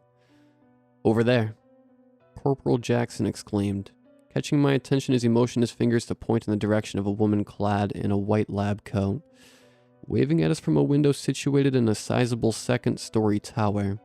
As we hastily made our way to the giant platform tower, the radio built into both of our suits suddenly burst to life, beeping in a quick and rhythmic manner. Whiskey 3, this is Vulture 2-2 on maximum fuel. We'll be on station for evac in ETA 10 minutes. Out. I sighed in sheer relief as Corporal Jackson grinned from the other side of his mask, as we reached a smashed and warped metal door leading into the tower. "I'll take the lead. Watch my 6. He muttered as we ascended a spiraling grated stairwell, with remnants of bloodstains and tiny pieces of decomposing flesh littering the metal, both floor and walls. The distinct sounds of banging, blood-curdling screaming and howling soon came into focus as we neared the top of the stairwell, as I tightened the grip of the handle of the rifle. As we rounded the corner in the spiraling stairwell wall, we could make out a couple of figures, back turned towards us as they continued their relentless rampage on a metal door, with visible damage and denting on its exterior. The figures clad in the same working orange uniforms and construction helmets, are seen aggressively and violently bashing their heads into the body of the door, as one is seen repeatedly running into it with his body at full force, crimson red blood spilling all over the place, and white tips of ribcage bones protruding from his back as he continued with the act as if nothing has happened, while screaming and howling frantically. Jesus Christ, what the fuck? Corporal Jackson whispered, as the figures abruptly stopped in their actions and spun around faster than we could react, as their dead, glazed-over eyes stared right into us, dilated pupils twitching randomly. Nobody moved for a split second, and as the once human figures finally registered our presence with them, they started a mad dash towards us at full speed before we could even react to pull the trigger. In a split second, one of them was closing in on Corporal Jackson, her upper movements jerky and convulsing. I pulled the trigger without thinking in my shock-filled state, the 5.56mm rounds impacting and tearing through her decomposing shoulders and upper head as she was sent barreling through the air and tumbling past Corporal Jackson, rolling down the stairs. Corporal Jackson opened fire on the other figures as they were stopped in their tracks by the hail of bullets and tumbled to the floor, still spasming and gurgling out blood as they slowly succumbed to their fatal injuries. Panting and taking a breather, I cautiously stepped over the dead bodies laying on the floor, riddled with bloodied holes as a small pool of blood emerged from under them, as I gave the metal door several loud knocks. "Open up, we're with the CDC," I called out, lowering my weapon as I motioned for Corporal Jackson over to me. Sounds of unlocking could be heard from the other side, as the door slowly inched open, leaving a tiny gap as an eye peeked out and examined me and Corporal Jackson before swinging wide open, revealing a dark-haired female scientist dressed in a blood-stained lab coat, her hair ruffled and disheveled. Behind her sat a rig worker, clad in the same dirty orange uniform and looking quite rather exhausted. Thank God you guys had finally arrived. We hunkered down here in the control room when the rig went into lockdown. My other partner went out and made the distress call at the comms room, but he hasn't returned since. Corporal Jackson shot me a pitiful glance, as we both knew that deep down, he was already dead. "You're the working geneticist scientist, right?" I curiously inquired, as she confirmed the statement by nodding her head. "The evac helicopter should be here anytime soon to get you guys out. We have..." My words were quickly muffled out by a roar of colossal explosion resounding and bounding off the walls, as the entire control room shook violently, throwing us off our feet.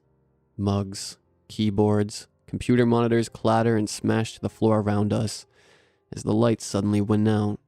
The room shakes once more as the facility fire alarms start blaring. The wailing of the shrill alarm echoes all throughout the vicinity, as we laid on the debris-stricken floor, groaning and moaning in pain. Our radio screamed to life as a familiar voice blared through the speakers, vibrating from the intensity.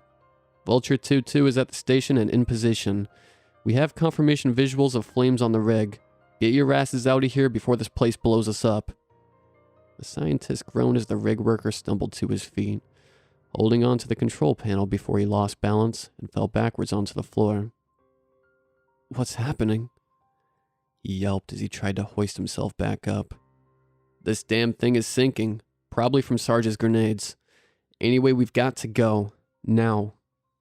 Corporal Jackson shouted over the wall of the alarm as he climbed back onto his feet, grabbing his rifle and speaking into the radio. "Shit. Vulture 2-2, this is Whiskey 3. On your feet, soldier. We are getting the hell out of here," he yelled as he gripped my right hand, hoisting me up in an instant. As he dashed through the door, I grabbed my rifle and helped the scientist up to her feet, as the construction worker stood up and followed suit after us through the doorway.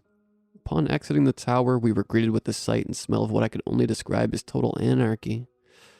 The metal catwalk bridges overhead us slung dangerously to their sides, as huge fiery flames licked every corner as far as I could see through the clouds of smoke. Another smaller explosion resonated beside us from a distance, sending parts and fragments of the catwalk hurtling down into us from above, as we covered and shielded our heads with our arms and hands. The lingering scent of copper and melted wires penetrated our gas masks and into our noses as we ran through the thick black smoke, following Corporal Jackson as he led us to a splitting intersection in the catwalk. A distinct and muffled roar of a helicopter could be heard from the sounds of chaos.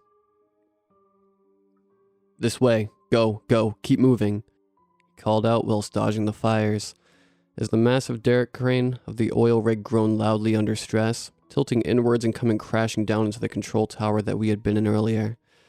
Had we not left it earlier, we might have been squashed like bugs. The impact of its crash came with the result of the platform tilting even dangerously to one side, as we were once again thrown off our feet, this time thankfully holding onto the catwalk handrail. "How far is it to the helicopter?" The worker shouted in frustration as he ran in front of me, mouth and nose covered with his arm to prevent inhalation. "We're almost there. Move, move," Corporal Jackson shouted angrily, as the whirring of the helicopter rotor blades came into focus. The smoke parted, as I could see the military helicopter in all of its magnificent glory, hovering just over by the edge of the platform. Doors slung wide open as the pilot directed the bird closer to the edge, its sides scraping against the paint of the catwalk. "Get to the chopper." The radio screamed as we ran towards the helicopter, with Corporal Jackson being the first on board, followed by the geneticist and the worker. I was about to board the helicopter when I was suddenly thrown backwards with the catwalk breaking apart and bending into two, as the massive rig tilted into an angle, which I was now meters away from the helicopter, as the pilot desperately tried to hold it together and stabilize. "Come on, jump for it," Corporal Jackson shouted over the terrified screams of the scientist, as the helicopter hovered unsteadily, the distance between me and the helicopter increasing by the second. I took a deep breath as I readied myself and sprinted to the edge of the catwalk before leaping with all of my might. I fell flat on my chest onto the helicopter floor, my gun clattering to the side as I began slipping on the wet surface of the metal, and slid backwards to the edge of the helicopter, my whole body dangling from the edge. But right before I was about to fall off, a firm gloved hand gripped my arms tightly as Corporal Jackson pulled me back on board. "Gotcha," he said as he hoisted me back up over the edge of the helicopter door, the sounds of the explosion still audible from behind me. "We're all on board. Go." "Copy that. Venture to base. The asset has been secured.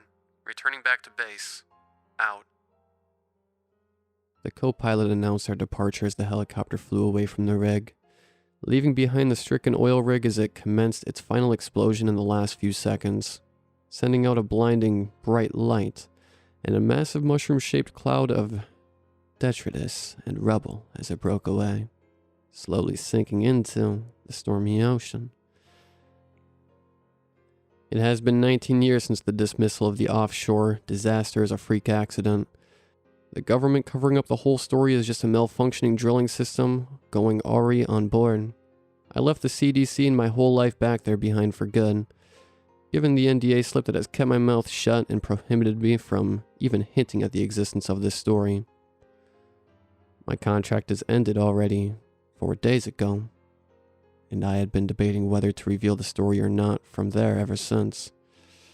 Some things in the world are just not meant to be discovered, and we should just remain blissfully unaware of the hidden dangers that lurk in our very planet.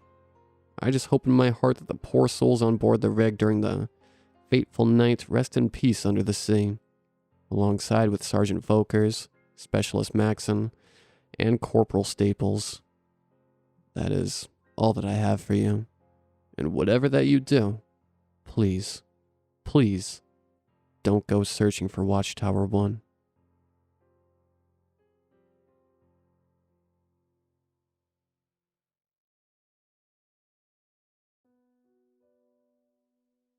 My name is Aaron. I'm a 36-year-old man who weighs 226 pounds. I'm the strongest man in the gym that I go to.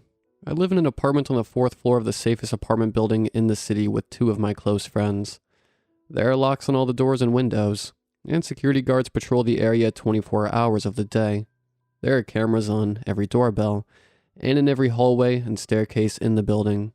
I sleep in the corner of a mostly empty room on a bed with no underside. There is no closet in the room, and there is generally enough light so you could see anything in the dark. Despite all this, I still sleep with a nightlight. Now, before you judge me too much, I have a reason for doing this. I figured out that reason the first day I moved here. Me and my friends just moved out of a cheaper apartment complex on the southern part of the city. We moved to this one so that we could be closer to our workplaces. No, we don't work at the exact same place, though we do work at places close together. I'd say we were pretty well off. Rent was split 3 ways and we made a decent amount of money. This new apartment was an absolute steal, considering the fact that there is so much security. You'd think we'd be suspicious how it was so cheap, or why there was so much security.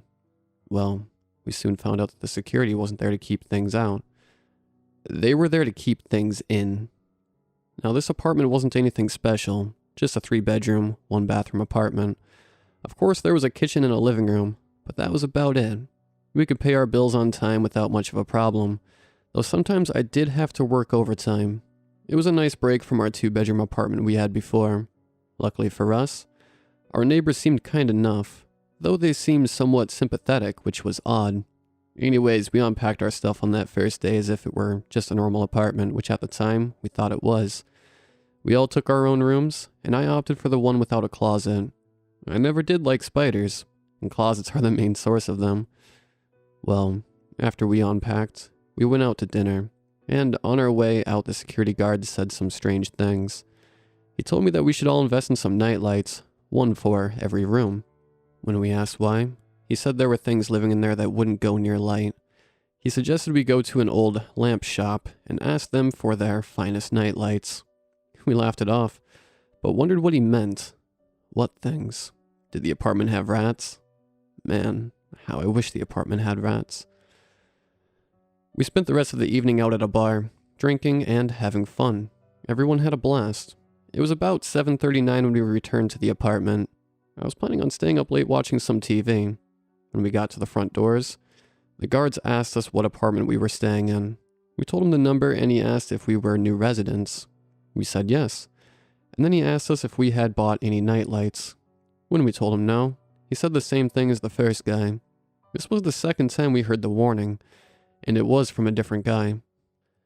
Being the stupidly drunk idiots we were, we ignored him and just went back to the apartment. When we got there, all the lights were off, yet it wasn't even close to pitch black. It seemed as if there were small artificial lights on the ceiling, even though there weren't. We all knew that lighting was unnatural. It was like a blue glow, and it lit all the room equally, something windows could never do. When we turned the lights back on, it dispersed, and we didn't think much of it. We all headed off to our different things, and I locked myself in my room. Now, a thing to note is that each room has its own separate TV. The TV did emit light, but not an extreme amount, and I don't think it cared about TV light. I turned on the TV and started watching.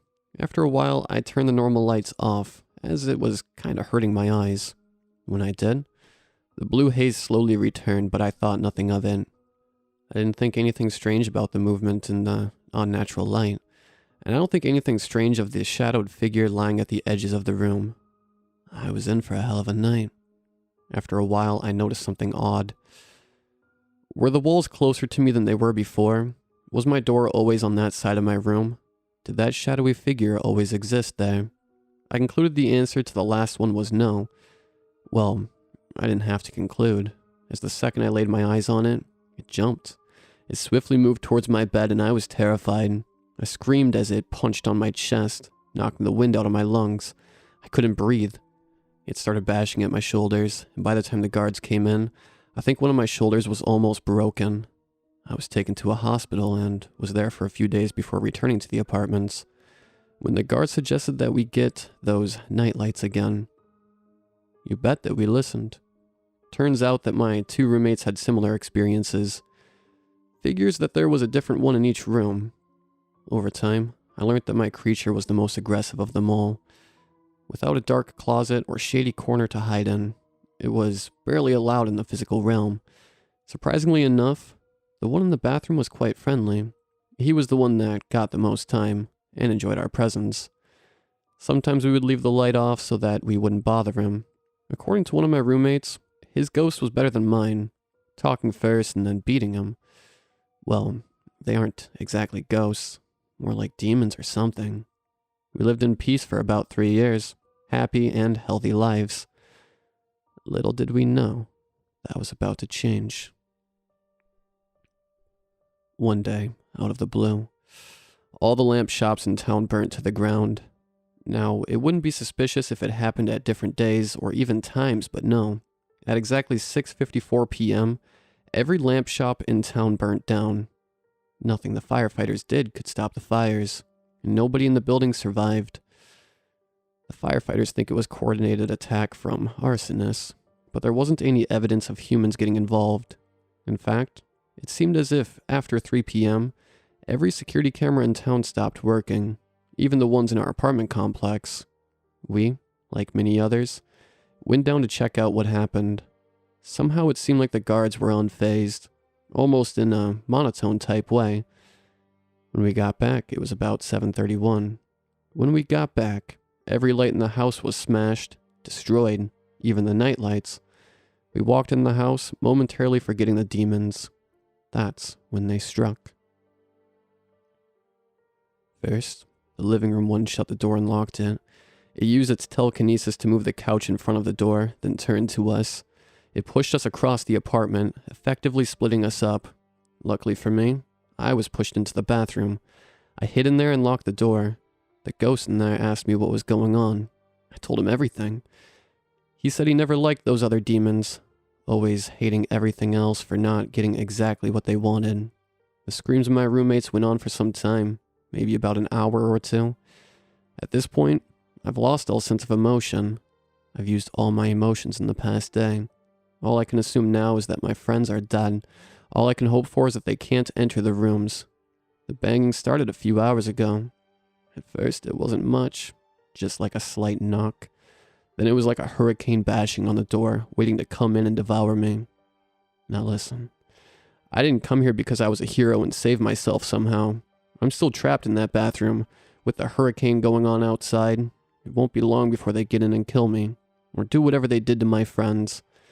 I fear that they've learned how to get past the guards and cameras. I fear that's how the lamp shops were burnt. I fear they will soon roam the entire globe. So, all I present to you now is one piece of advice. If you see that soft blue fog, turn on a light and buy some night lights. Never turn them off.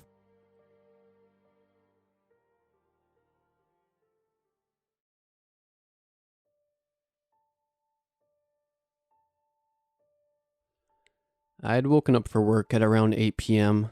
Like the night prior, it was going to be another long night on patrol. They typically were, as I was from a small town in Minnesota. These shifts were almost always dull and uneventful, aside from the occasional noise complaint or traffic violation. Other than that, the only thing that kept me busy was Netflix and keeping the snow from piling up on the squad car. I often brought a thermos full of hot coffee to keep me awake and to keep my hands warm. I dozed off once, and the sergeant hasn't forgotten about it since. I'm now known as Dreamy, or Bedhead, at the station, and a daily reminder from the sergeant to get a full night's rest before heading out for the night. That night was no different, and I was greeted by playful banter from the other officers. Before I knew it, I was sitting in the patrol car, ready to start the night off. That January night had marked my 3rd year with the Zimmerman PD. Although it only felt like I just got there, I loved every part of the job, and especially appreciated the location. Growing up in West St. Paul was cramped, dirty, and even dangerous at times. I was extremely lucky to secure an interview with this department, and had no problem moving from the city to farm country. Zimmerman is big enough to have its own PD, but just big enough that everyone knows each other. Strangers were very quickly turned to friends. My name was known by every face in Zimmerman. Before I memorized my address, I was overjoyed to find a community as friendly as this one, which is something city slickers like myself don't see very often.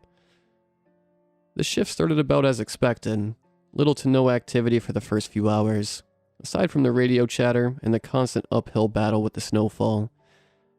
I remember at exactly 12:34 I heard another officer request for backup. He was only a couple blocks down the road from me, so I radioed in and made my way towards him. It led me to one of the many rundown barns in town, which was very odd given the hour. I spotted the other patrol car parked along the side of the road, so I pulled in behind it. The snowfall was so thick that I could hardly see the car in front of me, even with my brights on. I assumed the officer was waiting for me in his car, so I grabbed my torch and hopped out to greet him. As soon as I stepped out, I was greeted by the heavy snowfall, which proceeded to make things so much more difficult. I switched on my light, which surprisingly did a better job than my headlights. But as soon as it turned on, my stomach churned. Beyond the car, and through one of the many smashed windows of the barn, was a face that I will never forget. My body froze. This person in the window looked like something straight out of a horror film. Her face was heavily contorted, her jaw fixated outward and open wide. Her skin was pale and snow white, so much that it seemed like makeup. Most disturbingly was her eyes. Well, she didn't have any. Instead, there were 2 craters where they would have been. After what seemed like minutes of me being frozen in fear, my radio goes off at a full volume. It was the officer who had requested for backup. Still waiting on that backup for the civil dispute. The woman let out the most disturbing scream I've ever heard. I ducked behind my vehicle and scrambled for my gun. My heart was pounding out of my chest. I was genuinely terrified. It was a type of fear and dread that I had never felt before. I wanted to be literally anywhere but there, but I couldn't. This woman was either in distress or unsafe for the public. There could be anything in that barn, and the last thing I wanted to do was to find out. But I swore an oath and could not break it. I gained the courage to peek over at the window, and what I saw still gives me chills writing this. The woman was gone, but on the wall behind her were about 4 sets of severed hands, dangling from the ceiling. To make things worse, the hands were small, too small for an adult. Those hands belonged to children. I radioed for immediate backup, frantically drawing my gun from my holster. I came out from the car and kept my gun pointed at the window. I couldn't make any moves until the others arrived, and I didn't want to either. At that moment, I heard the same scream from before, but this time it came from much closer. My light snapped towards the direction of the scream, and there she was, about 20 feet from where I was standing. This time, I could see her entire body, and I really wish I hadn't. She was wearing nothing, completely naked. She was extremely malnourished. It looked as if she hadn't eaten in weeks. Her skin looked like it was stretched thin all over her body, so thin that I could clearly see places where it began to rip and tear. Her fingers and toes were black from frostbite. She was freakishly contorted, grunting with each step she took. It sounded like an animal's growl. I had enough. I scrambled through the passenger side and hopped over to the driver's seat. I let out an audible sigh of relief when it started in one go. I slammed on the gas and backed out of that dirt road quicker than any speeding violation I've given. I radioed in a possible homicide and mental patient and drove straight to the station. I didn't care. I could hardly drive straight with all the adrenaline pumping. The last thing I needed was to go back there. Once I pulled into the station, I sprinted inside and collapsed into the nearest chair I saw. Call me dramatic, but I had never felt more happy to be in that old building. I don't remember much from that night, only that I blacked out soon after, probably from all the adrenaline finally leaving and the initial shock. I woke up a few hours afterwards on a cot in the sergeant's office. To my surprise, he handed me a cup of water and a blanket. He sat down in his chair and explained everything to me. The other officers arrived soon after I left, around 4 of them. The woman had seemingly disappeared, but they found something much more sinister in that barn. Inside the barn were the dismembered bodies of 4 children who went missing a few weeks ago in a neighboring town. They were all hanging from the ceiling, similar to the hands. Their heads were arranged across the floor in a diamond pattern. All 4 of the heads were missing their eyes, and their jaws were forced open wide. As soon as he mentioned the heads, I felt nauseous. Their faces were deformed, much like that woman's. My heart sank further when he said they never were able to locate the woman. I went home early that night and didn't get a wink of sleep. Thankfully, I haven't worked a graveyard shift since then, and that was 5 years ago. The barn has since been destroyed, where 3 more bodies were discovered under the floorboards. They also had their faces deformed, and only predated the other by about a year. The thing that bothers me the most, however, is that the woman was never found. Only breadcrumbs. The only physical evidence we have is my dashcam footage. But I know what I saw that night. Something that I haven't been able to overcome and still gives me sleepless nights to this day.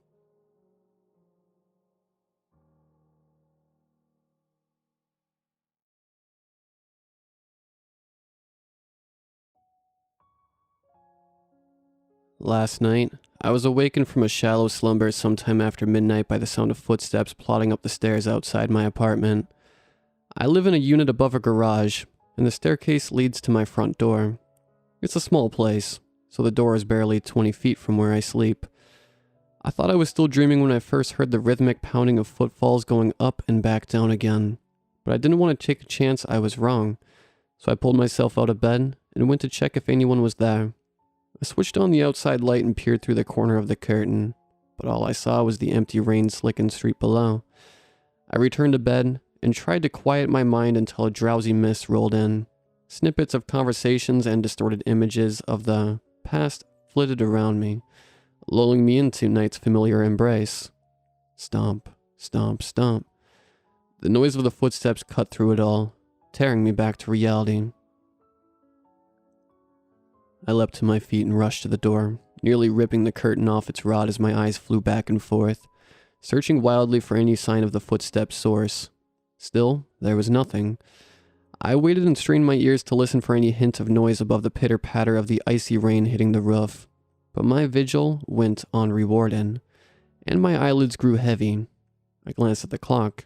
It was nearly 3 in the morning. I couldn't fight off sleep any longer, so I shambled back to my bed and succumbed to exhaustion. Stomp, stomp, stomp. I opened my eyes, but refused to move. I wouldn't keep playing this game. I knew what would happen if I responded to this intrusion upon my rest, so I just remained still. Up and down the stairs they went, again and again.